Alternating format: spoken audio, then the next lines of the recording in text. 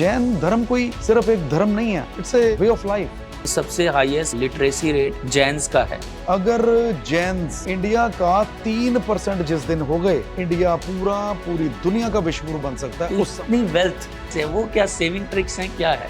मैं समझता हूँ कि हेल्थ कॉन्शियस होने के कारण उनका जो टाइम, पैसा, हर चीज बचती है। जो इंसानी माइंड है उसमें अनलिमिटेड पावर और शक्ति है। कि जो मुनि हैं बिना वस्त्रों के रहते हैं, इसका क्या कारण क्या है? कहते हैं ना, सच हमेशा नंगा होता है। कि उन्होंने अपने शरीर को ही वस्त्र मांग लिया। जैनिज्म का हठ योग, कोई करके तो दिखाए, कुछ सोच कर तो देखे। इतना पैसा जो कमाया जाता है वो बांटने के लिए कमाया जाता है या इसके पीछे भी कोई गहरा राज है? जितना आप दान करोगे वो उतना ही बढ़कर आएगा।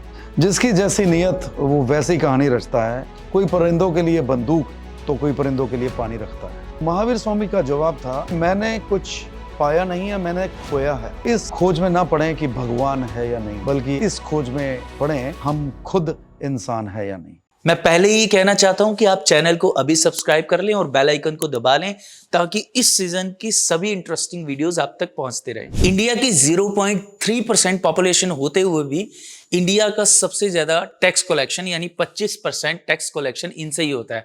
आखिर कौन है ये लोग? जैन इतने अमीर क्यों होते हैं? आखिर इनके पास क्या अलग है? लोग कहते हैं कि ये प्याज नहीं खाते, ये ब्याज खाते हैं। इस वीडियो के अंत तक जानेंगे ये सब। मैं आपके बीच किसी जैन मुनि या संत को नहीं ला रहा, मैं आपके बीच उनको ला रहा हूं जो प्रैक्टिकल लाइफ में रहते हुए ही अपनी लाइफ को आइडियल बना रहे हैं, ताकि जो नॉन जैन है वो भी अच्छे से रिलेट कर पाएं और अच्छे से सीख पाएं। आज हमारे साथ हैं entrepreneur and social worker mister Rohit Jain ji, जो आम्रपाली रिजॉर्ट अंबाला के CMD हैं। So let's begin the podcast.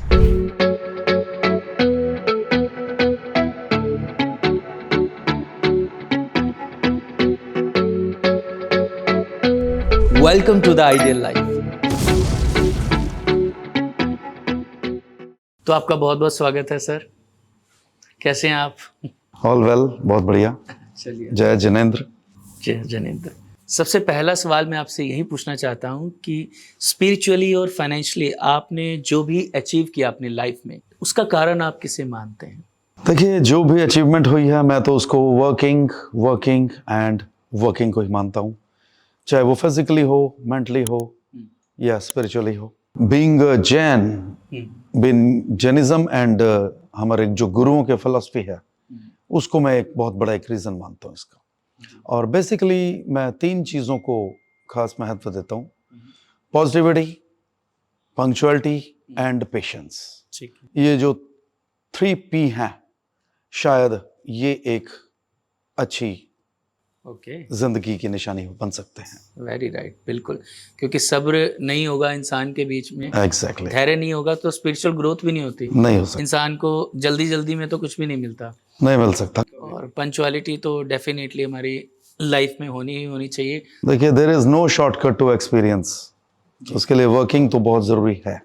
Right, working से बचा नहीं जा सकता, वो तो बहुत जरूरी। इससे जुड़ा ही मैं एक और सवाल आपसे पूछना चाहता हूँ कि जैसा कि आपने कहा कि गुरुओं को अपनी अचीवमेंट का कारण मानते हैं, गुरु ने जो आपको फिलॉसफी सिखाई, तो क्या जैन बच्चों को ये रटा दिया जाता है कि हर अचीवमेंट में गुरुओं को क्रेडिट देना है, या जेन्युइनली आपको लगता है कि वाकई ही कुछ ऐसे संस्कार हैं जो हमें मिल रहे हैं जिसकी वजह से जीवन में अचीवमेंट्स मिल रहे हैं? नहीं, देखिए, मैं इस चीज को ऐसे नहीं मानता। मैं इसको एक संस्कार के तौर पे मानता हूँ। जैनिज्म में क्या है कि गुरु को मानना या होना बहुत जरूरी है। गुरु का होना बहुत जरूरी है, लेकिन वो किसी भी रूप में हो सकता है। आपके माता पिता के रूप में हो, आपके दोस्त के रूप में हो, आपके अध्यापक के रूप में हो, या जो इंसान है उसका, यानी रिस्पेक्ट और डिसिप्लिन लाइफ में अगर आएगा तो किसी गुरु को मानकर ही आएगा, किसी को रिस्पेक्ट देकर ही आएगा, उसके बिना नहीं आ सकता। और अगर रिस्पेक्ट देनी आती है और डिसिप्लिन में आदमी को रहना आता है तो वही आदमी तरक्की कर सकता है। आई थिंक ये जो इंसानी फितरत है, जो इंसानी माइंड है, उसमें अनलिमिटेड पावर और शक्ति है। ये आइंस्टाइन का दिमाग जो बोलते हैं, वो सबसे जबरदस्त दिमाग जो माना गया है दुनिया में, वो भी अपने पूरी पावर का, इंसानी ताकत का सिर्फ 5% ही इस्तेमाल कर पाया। तो इतनी ताकत हर इंसान में है, लेकिन आदमी उस तक पहुंच ही नहीं पाया। क्यों? क्योंकि वो अपनी एक्सटेंट, वो जो पावर है, वो कभी पूरी तरह से यूज ही नहीं कर पाए। तो मैं यही मानता हूँ कि हर इंसान में इतनी ताकत है कि वो खुद को जीते। वो कहते हैं कि दूसरों को जीतना एक वीर का काम है, लेकिन खुद को जीतना एक महावीर का ही काम हो सकता है। Right right right. मुझे लगता है कि इसलिए ही जो आपके जैन गुरु हैं महावीर जी, उनका महावीर नाम स्वामी, इसलिए yes। ही उन्हें ये नाम दिया गया। जी बिल्कुल बिल्कुल बिल्कुल। राइट, ठीक है। तो एक अब बड़ी ही प्रैक्टिकल चीज़ मैं पूछना चाहता हूँ कि पूरे भारत के अंदर सबसे वेल्दीएस्ट जो कम्युनिटी है वो जैन कम्युनिटी है। 0.3% पॉपुलेशन होने के बाद पर हमारे देश का 25% टैक्स जैन देते हैं। तो इतनी वेल्थ, तो क्या ऐसा फार्मूला है, क्या ऐसा मंत्र है जैन्स के पास? और मैं अपने आसपास भी बहुत सारे ऐसे लोगों को जानता हूँ, यानी जैन लोगों को जानता हूँ जो तकरीबन संपन्न ही हैं। तो क्या कारण है इनके पीछे? देखिए, जहाँ तक मैं खुद को लेता हूँ, जो खुद को मैं समझता हूँ एज ए जैन, मेरे ख्याल से ऐसा है कि जैनिज्म में या एक बहुत अच्छे व्यापारी में ये गुण होता है कि वो लॉन्ग टर्म प्लानिंग करता है। एक जो छोटा मजदूर है वो डेली का वेजेस देखता है, एक जो नौकरी पेशा आदमी है वो अपने महीने की सैलरी देता है, लेकिन एक जो अच्छा बिजनेसमैन है वो साल के बाद, या एक बहुत अच्छा जो एंटरप्रेन्योर है जो बहुत अच्छी समझ रखता है, वो लॉन्ग टर्म प्लानिंग 5 साल 10 साल की लेकर चलता है। और मुझे ऐसा लगता है कि जैनिज्म हमें यही शिक्षा देता है कि हम बहुत दूर तक की प्लानिंग लेकर चलें और सॉलिड ढंग से आगे बढ़ते रहें। और मुझे तो ऐसा लगता है कि इसमें इंसान का हल्का होना बहुत जरूरी है आगे बढ़ने। जैसे हमें चलना है, भागना है या उड़ना है, उसके लिए हल्का तो होना पड़ेगा। तो उसके लिए हमारे जितने विकार हैं वो होने नहीं चाहिए। और ये एक बार महावीर स्वामी जी को किसी ने पूछा, सालों की तपस्या के बाद उनसे किसी ने पूछा, महावीर, ये सालों से तुम लगे हुए इतनी तपस्या, कठोर तपस्या, तुमने आज तक क्या पाया? तो महावीर स्वामी का जवाब था कि मैंने कुछ पाया नहीं है, मैंने खोया है। तो वो दे सरप्राइज्ड, ये क्या जवाब हुआ, मैंने खोया? वो बोलते क्या मतलब? तो बोलते मैंने खोया है, मैंने अपने में ईर्ष्या, द्वेष, राग, क्रोध, अहंकार, तो ये सारी चीजें ये मैंने खोई हैं। यानी ये अगर विकार दूर हो जाता है इंसान का तो वो पावरफुल हो गया ना। तो पाने के लिए खोना भी जरूरी है। और खोना क्या है? इतने विकार। अगर हमारे प्रॉब्लम्स और हमारी दिक्कतें, हमारी चीजें जो अंदर हैं वो अगर ठीक हो जाएं तो हम हल्के हो जाएंगे। हल्के मीन्स एक्यूरेट हो जाएंगे। फिर हमारी दौड़ को कौन रोक सकता है? Right right right. तो यानी कि वेल्दीएस्ट होने के पीछे भी एक ये कारण होता है कि बहुत बड़ा कारण है। एक तो अपने विकार अगर आप में नहीं है, और दूसरा जो आपने बताया पहले कि लॉन्ग टर्म प्लानिंग, यस, वो बहुत जरूरी है। जी जी जी, लॉन्ग टर्म प्लानिंग रहती है तो हमारी अगली पीढ़ी भी सेफ हो जाती है। जी जी जी, इसीलिए नेक्स्ट जनरेशन भी सेफ रहती है वेल्थ के मामले में, राइट? हाँ बिल्कुल, नेक्स्ट जनरेशन सेफ कह लो या स्ट्रॉन्ग कह लो। जी, मैं तो मानूंगा कि स्ट्रॉन्ग होनी चाहिए जी, ताकि और आगे बढ़ा जा सके। जैसा कि हमने सुना है कि पूरे भारत देश में जितनी भी चैरिटी की जाती है उसमें से 60% चैरिटी जैन्स करते हैं। तो क्या मतलब इतना पैसा जो कमाया जाता है वो बांटने के लिए कमाया जाता है, या इसके पीछे भी कोई गहरा राज है? बड़ी कमाल की फिगर आपने निकाली और ये सच हो भी सकता है, बिल्कुल, इसमें कोई शक नहीं। और नहीं, ये तो गूगल बताता है। और really most of the Jains are businessman, ठीक है। और बड़े अच्छे अच्छे एग्जांपल हम ले सकते हैं, गुजरात के, राजस्थान के, महाराष्ट्र के ज्यादा जैन्स उधर ही हैं और उनके बिजनेसेस आप देखें कि सिंपल धोती में चल रहे हैं, कुर्ते पैजामे में चल रहे हैं, पता चलता है 18 इंडस्ट्रीज हैं, बिल्कुल, अरबों की संपदा, और इतनी दिलेरी है कि ट्रक के ट्रक भेज देते हैं गुमनाम होकर। जी बिल्कुल जो गुमनाम चैरिटी है जी, वो करते हैं। और डाउन टू अर्थ वाला इंसान ही चैरिटी कर पाता है। चैरिटी आप बहुत बड़ा एग्जाम्पल हमारे इतिहास से ले सकते हैं, टोडरमल जी का।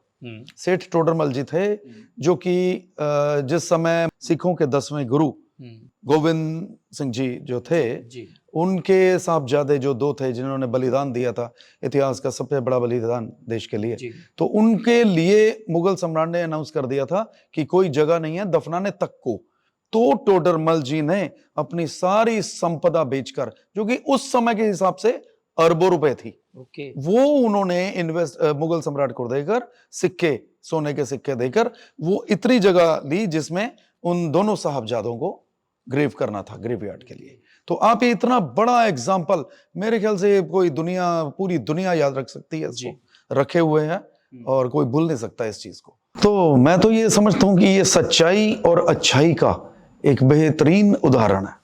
और हमारे धर्म में भी तो यही शिक्षा है कि जितना आप दान करोगे वो उतना ही बढ़कर आएगा, क्योंकि हम लोग संतों से, मतलब हमारे संत जो हैं हमारे आसपास आते रहते हैं। और ये भी मैंने देखा है कि किसी भी, सबसे अच्छा धर्म मुझे इसलिए लगता है कि हमारे आसपास संतों का समागम चलता ही रहता है हर जगह।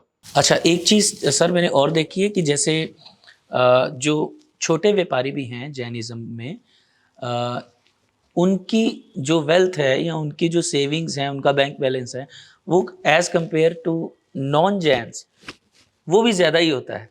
तो वो कैसे है, वो क्या सेविंग ट्रिक्स हैं, क्या है? नहीं, देखिए, this is we can say way of life है ये। जैनिज्म में जो वे ऑफ लाइफ है, अब देखिए, जो खाने को लेकर, हेल्थ को लेकर कॉन्शियसनेस है, वो हमारे यहाँ एक बहुत बढ़िया एक फॉर्मूला निकाला है कि 15 घंटे की फास्टिंग को कायम करो। यानी दिस इज पॉलिसी सेज कि बॉडी को भी एक रेस्ट की जरूरत है। अगर आप कॉन्टिन्यूसली बॉडी को तकलीफ देते रहो, खाना, उसको पचाना, उसके लिए पूरा यंत्र तंत्र लगे रहें, तो बॉडी वीक होती है। हमारे ये इसलिए बोलते हैं सनसेट से पहले खाना खा लीजिए।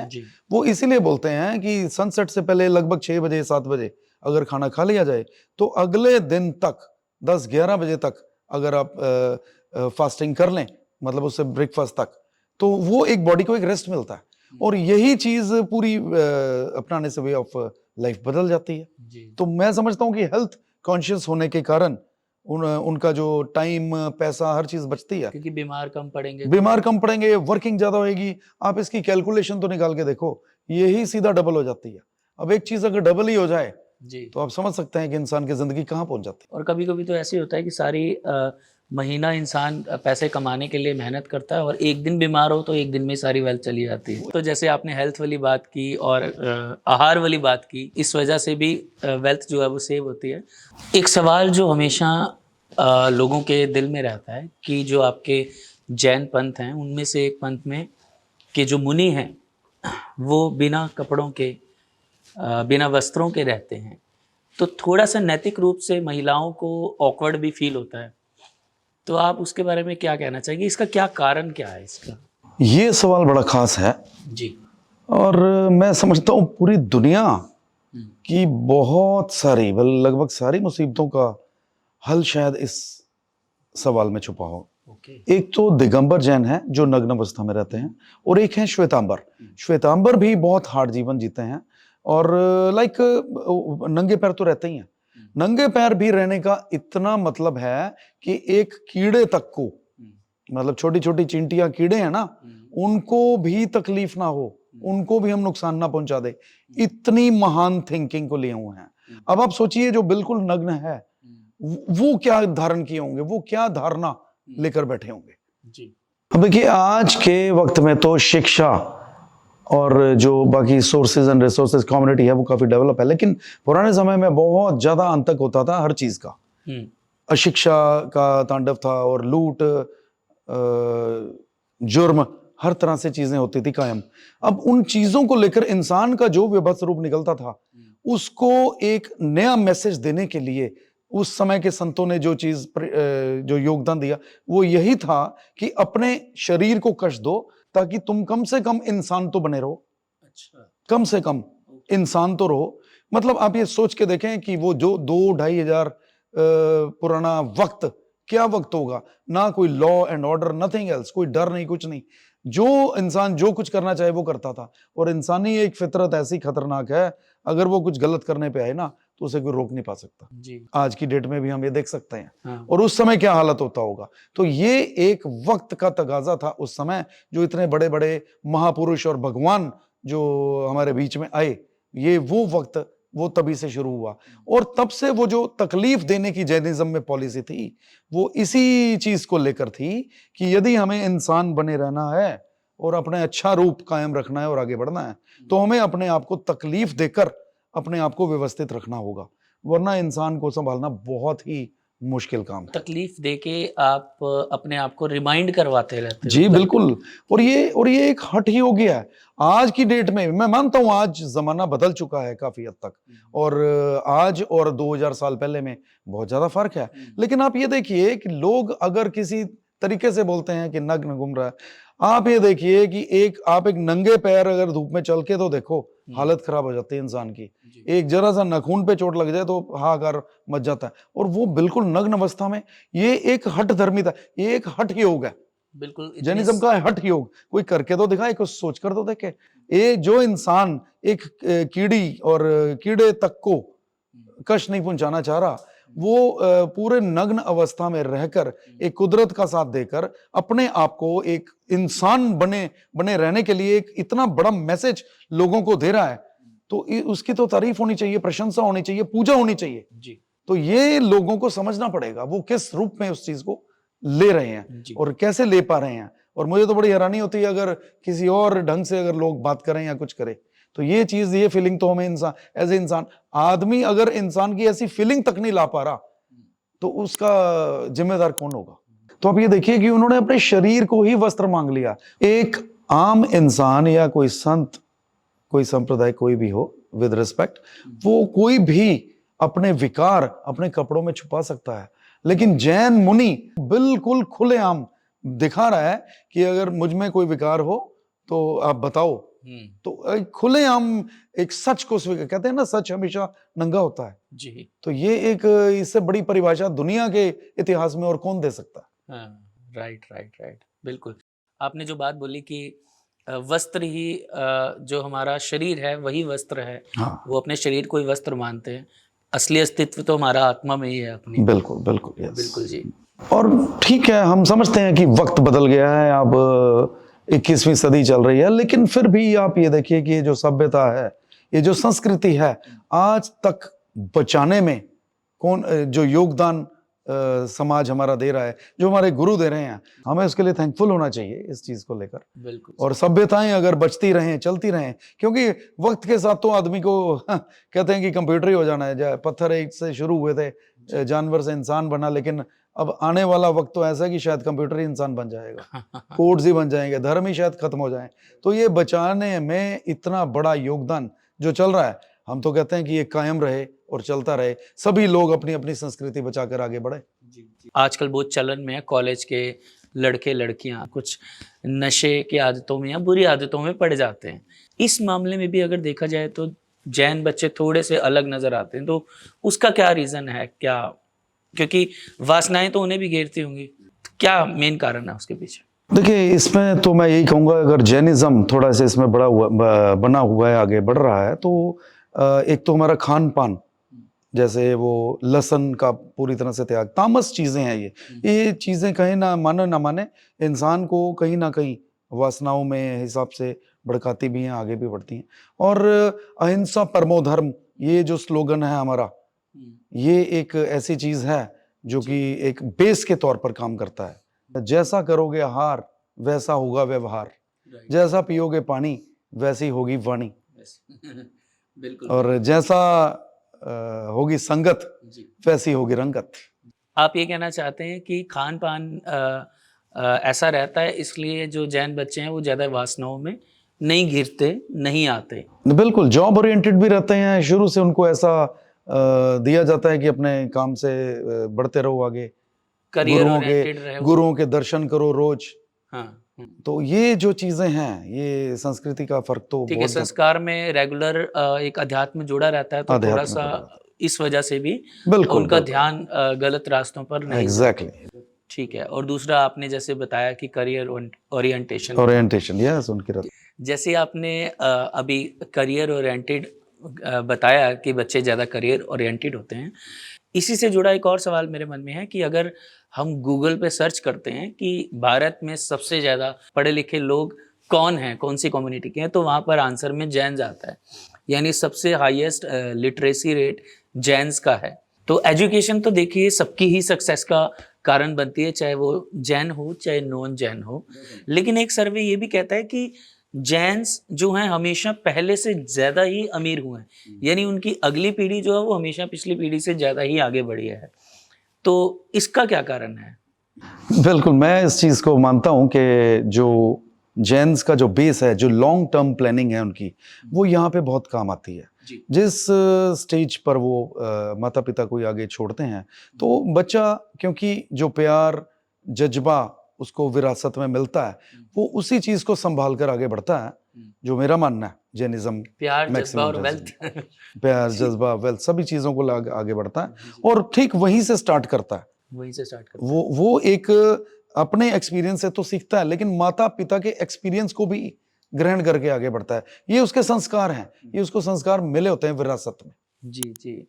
संस्कार भी हमारी सबसे बड़ी वेल्थ होती है, ये तो बिल्कुल मानने की बात ही है। आपने बताया कि पेरेंट्स जहाँ अपने वेल्थ को छोड़ते हैं, हमारा जो अगली पीढ़ी होती है वो वहीं से वेल्थ को और बढ़ाना शुरू करती है।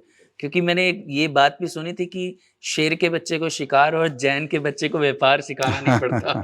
उसे उसके संस्कारों में ये आ जाता है कि काम कैसे करना है।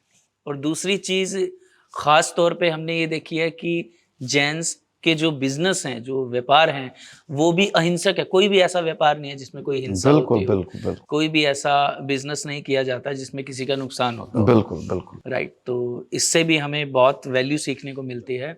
हमारी ऑडियंस को आज के एपिसोड से इवन काफ़ी हमारा ये जो जी। We are also in hotel business, this is pure vegetarian जी, जी। कंप्लीटली।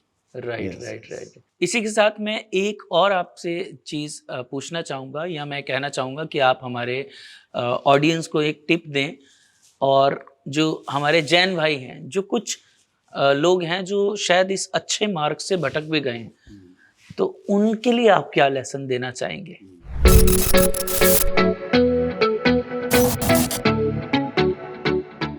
देखिए, कहते हैं कि इस समय जो दौर चल रहा है, वो 21वीं सदी का दौर है और कलयुग जो बोलते हैं, ठीक है? बहुत सारे प्रॉब्लम्स और क्राइम्स हो रहे हैं।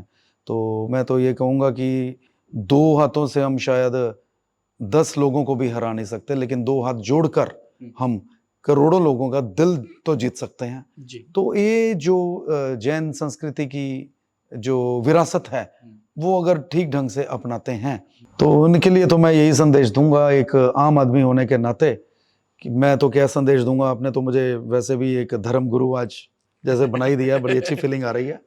तो उनके लिए एक आम आदमी का यही संदेश है कि भाइयों, जैन संस्कारों को अपनाओ। इसका जो जड़ बिंदु है वो बेहतरीन है, मानवता की एक बहुत बड़ी मिसाल है। तो उसको ना छोड़ें बिल्कुल, क्योंकि ये बहुत बड़ी एक खजाना और एक ताकत के रूप में हम दिए हुए हैं और पूरे समाज के लिए हैं ये। क्योंकि जैन धर्म कोई सिर्फ एक धर्म नहीं है, इसको धर्म तो एक नाम दिया जा सकता है, लेकिन ये एक it's a way of life, ये एक जीने की कला है। तो ये इस कला को, और जिंदगी कहते हैं रंगमंच एक नाटक है, तो मेरे ख्याल से इस कला को जरूर अडॉप्ट करना चाहिए सभी को। तो जीवन देखिए कितना लाइट, हल्का फुल्का और आगे बढ़ने वाला हो जाएगा। और जैनिज्म की ये चीज़ तो कहने वाली ही नहीं है कि प्योर वेजिटेरियन बने, जीव हत्या बंद करें। इससे बड़ा जघन्य पाप और नहीं हो सकता। और इस खोज में ना पड़ें कि भगवान है या नहीं, बल्कि इस खोज में पड़ें कि हम खुद इंसान है या नहीं। और ये बात मैं कोई जैनिज्म होने के नाते नहीं कह रहा, एक आम आदमी होने के नाते कह रहा हूँ, सभी के लिए। जैसा कि आपने अभी आम आदमी बोला तो मुझे इसी से याद आया। वैसे हम पॉलिटिकल कोई बात नहीं करते अपने एपिसोड्स में, लेकिन जैसा कि पिछले कुछ दिनों में सुनने में आया कि रिसेंटली आप अभी आम आदमी पार्टी से भी जुड़े हैं, और सबसे बड़ी बात कि मैंने एक सर्वे में भी सुना था कि अगर देश की सत्ता जैन्स के हाथ में दे दी जाए तो हमारे देश को बहुत अमीर बना सकते हैं, बहुत पवित्र बना सकते हैं। तो आपने जो पार्टी ज्वाइन की है, क्या कोई पॉलिटिकल कैरियर के पर्पस से की है कि किस कारण से आप नहीं नहीं, इसके साथ मैं जुड़े? बिल्कुल भी कोई पॉलिटिकल अप्रोच नहीं है। देखिए, मैं कोई रिसेंटली नहीं जुड़ा। मैं आई थिंक 2012-13 से जैसे ये नई पार्टी का उदय हुआ, तो पॉलिसीज हमें बड़ी अच्छी लगी, क्योंकि we are also human being और हम एक मैच्योर लाइफ जी रहे हैं। 30-35 साल का मेरा वर्किंग एक्सपीरियंस भी है। तो हम ये समझते थे कि जो इतना वक्त जो निकलता चला जा रहा है, एक देश के लिहाज से। और आज भी, और बल्कि आज भी आप देखें, हम अमृत महोत्सव मना रहे हैं, लेकिन बच्चे आज भी हमारे जैसे सड़कों पर आज भी शायद भीख मांग रहे हैं। और ये इतनी दयनीय हालत किसी देश में नहीं है। अब देखिए चाइना हमारे साथ आज़ाद हुआ और कहाँ से कहाँ पहुंच गया। जिसकी जैसी नीयत वो वैसी कहानी रचता है। कोई परिंदों के लिए बंदूक तो कोई परिंदों के लिए पानी रखता है। जी जी। तो उस तरीके से कभी अल्टरनेट मिला नहीं था। पहले तो जो लोग राज कर रहे थे वही चलते जा रहे थे, आज भी वो काबिज हैं।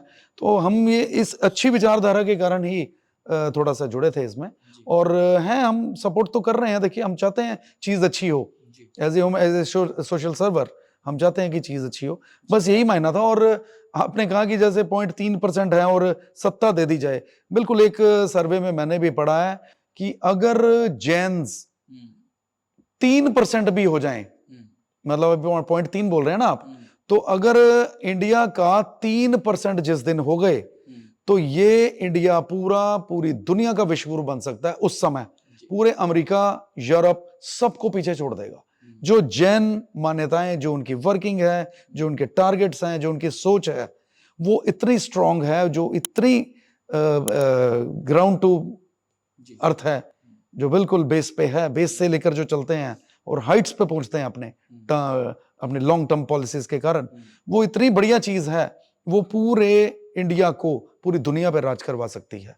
Right, very right. बहुत ही अच्छा लगा आज की ये कन्वर्सेशन आपके साथ करके, और मुझे लगता है कि चाहे वो जैन भाई हों, चाहे वो नॉन जैन हों, अच्छी बातें तो हम कहीं से भी सीख सकते हैं। हमारा ये शो भी यही थीम लेके चल रहा है कि आप जहाँ से भी कुछ भी अच्छा सीख सकते हो, वहाँ से आप सीख लीजिए और अपनी लाइफ को आइडियल बना लीजिए।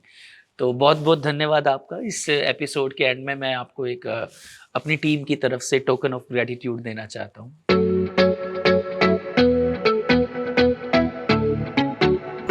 बहुत बहुत शुक्रिया। Thank you.